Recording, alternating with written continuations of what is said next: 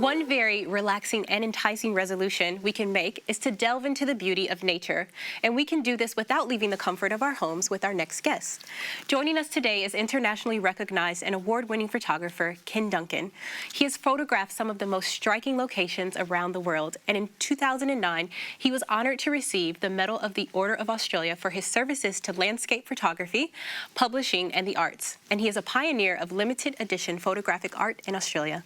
I would love to welcome you here to Mums at the Table. We're honored to have you here today. Well, I'm honored to be here. Yes. You know, one of the things I want to start with is just to really get to your why. Like, why photography, and why is this the way that you choose to communicate with the world?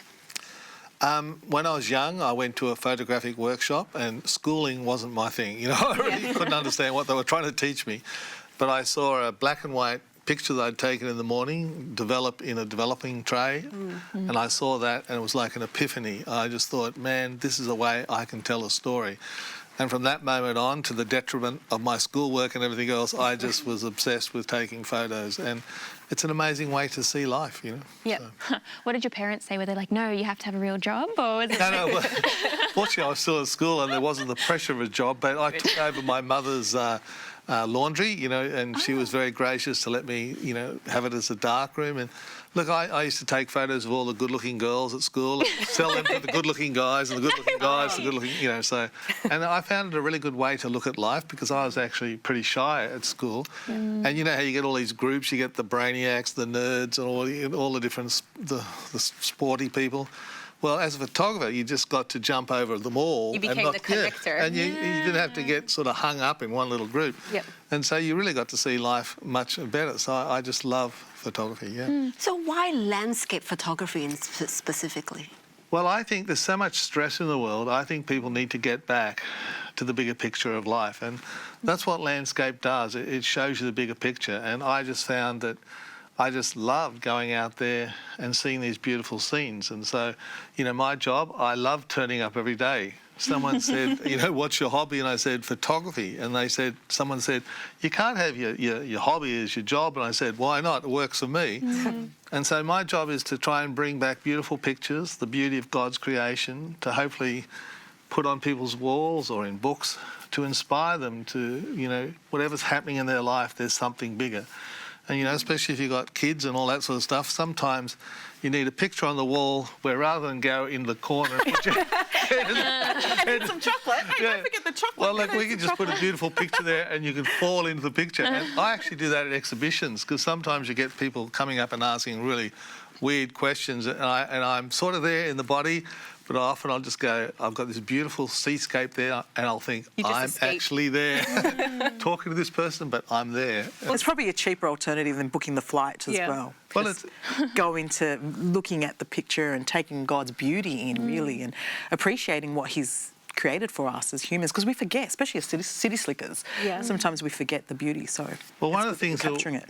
We've lost connection, you know. That's why I love hanging around with the Aboriginal friends out in the outback, because they're so much more connected to the land than us, and we get so caught up in our superannuation plans, our lives and busyness, that every now and then you just need to stop and just look and say, God, what is your bigger picture for my life? You know, because you can just get driven by life.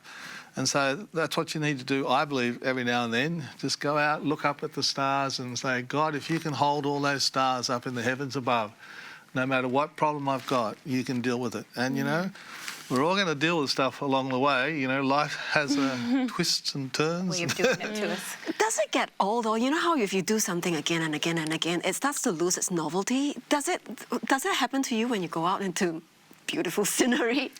No, look, God's so big. He's much bigger than you can ever imagine. And just when you think you've sort of seen, you know, the best God can do, I just came back from shooting Northern Lights up in Norway. Oh, wow. And, you know, I was there with a mate. Oh, not Jello at all. Well, I was there with a mate, Ray Martin, because he loves his photography too. And so all of a sudden we just had the most amazing display of Northern Lights. Wow. And they just went off. And then, like, after an hour, we thought, okay, that's amazing. And then I just put my camera down, and so did Ray, and we just said, how amazing is this? How amazing is God? So it was probably one of the most amazing things I've ever seen. But I just know God, He'll come up with something else too. So it's just a matter of waiting, and some of these amazing experiences happen. I think that speaks a lot because you've seen a lot of beautiful scenery and you still have that appreciation for it. Oh, so yeah. it must be that God is constantly creating something different that we can all take in. He is. And, like even animals, all the different animals. I had a polar bear cuddling a sleigh dog. I was thinking, Wow. is he going to eat the sleigh dog or what? But he starts playing with the sleigh dog. And, the sleigh dog bites a polar bear. If you're going to bite something, you don't bite a polar bear. But he's biting a polar bear. So you I've never always know. wondered when I've watched those, National Geographic, that there is a photographer back there somewhere. What is that like being it's called a hide, right? Yeah, look, the hides are good. That's more if you're doing birds or sometimes with wildlife. But I like to be more out with the wildlife sometimes. So you're there with them. Yeah, you just got to watch out they don't sneak up on you. Yeah. So do you camp out and wait for these moments, or do you just, how do you plan your day to go out and capture God's sceneries and these shoots that you go on, these amazing shoots you go on? Well, look, you can do all the planning in the world, but then you've just got to go there and be open. Often I'll just go and say, God, what are we doing here? You may think you know why you're there, but God's often got a bigger picture. And I love the And excitement. that's life, isn't it? Yeah. I know. That's life. And always be open to that because, sometimes I'm there and I think I'm there to take a picture, but no, I'm not. I'm there to help someone. Someone comes along and I need to talk to them about God because, it's more important to talk to them about God.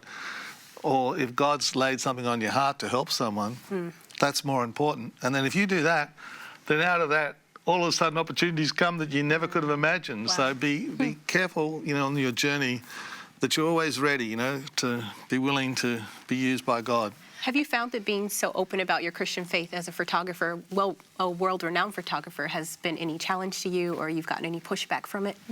Look, all you got to do is with people to say, be open. To me, God is more than able to show who he is. And all I say to people, if they don't believe, okay, I dare you to go out and speak to the universe and say, okay, God, if you're real, show me who you are, and then get ready. Because God can show you who he is in a real way. And that's what people need to see, a real way, not some religious, someone trying to talk them into something. If you just open your heart, God will show you who he is. And so a lot of photographer friends of mine, they know I'm a Christian and, I love them, whatever they do. But they come out with me and they just see God, what he does with the light. Like after that Northern Lights thing, the guy who I went with, he said, Ken, you got to come on every one of my trips because I've never seen a Northern Lights like that. Only you brought it with you. God sent it Well, with you. I think he was more doing it for them, just to show how good God can be, because God is more than willing to show you who he is if you'll just open your heart. I have to say, I'm a little bit starstruck to even have you here because I've been seeing all your work in doctors' waiting rooms and people's houses for years and years. Like, your name is very big in Australia. And I'm just wondering, what do you think is the X factor that you have? Would you say it's God? Would you say it's staying ahead of the game and, all the latest camera technologies that you kind of keep up to date with? What is it that makes you, so well known? I'm an average photographer with a great God. And seriously, okay. It's so good. And he teaches me things. He says, Ken, do this. I'm always at the cutting edge because God gives me ideas, and I'm always excited by technology because I want to tell the story better and better.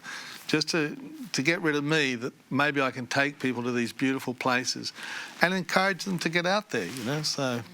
In a sentence or two, what advice would you give to novice photographers who want to start doing what you do? If you truly want to be creative, get to know the creator. That's step one, and then never. Amen. Yeah, I love it.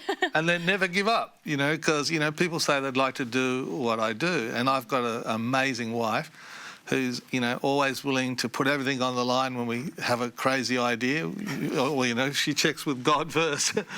But you got to have if you have a partner, someone who's really with you, so you can explore the adventure network. together.